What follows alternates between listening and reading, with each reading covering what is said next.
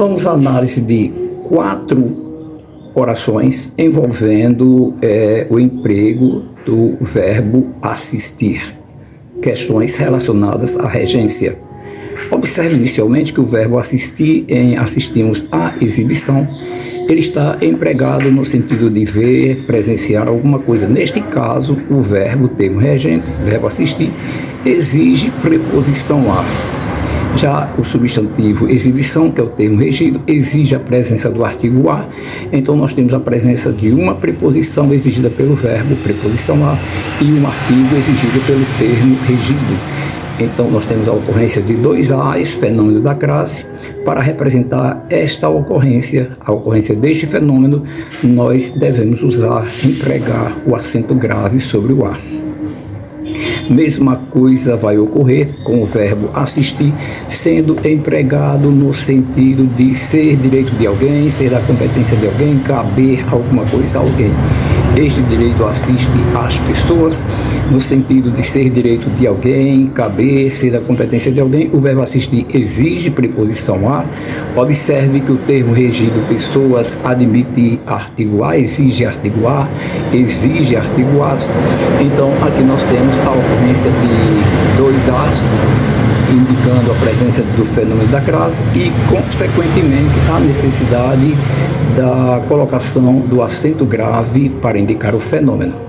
Então, observe que verbo assistir é empregado no sentido de ver, presenciar, no direito ser competência de alguém, exigem preposição a. Observe que nestes 2 casos, se o termo regido exigir artigo a, haverá a necessidade, a obrigatoriedade da presença do acento grave.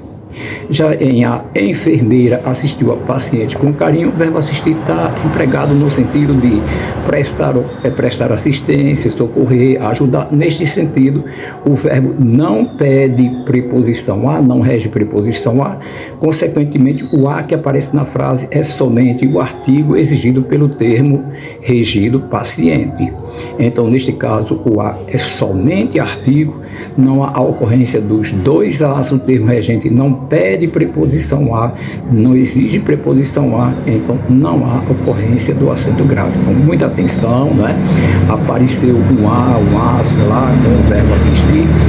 Para haver a ocorrência do acento grave, é necessário que este verbo esteja apresentando o sentido de ver, presenciar, ou no sentido ser direito, ser competência de alguém, e o termo regido exigir artigo a.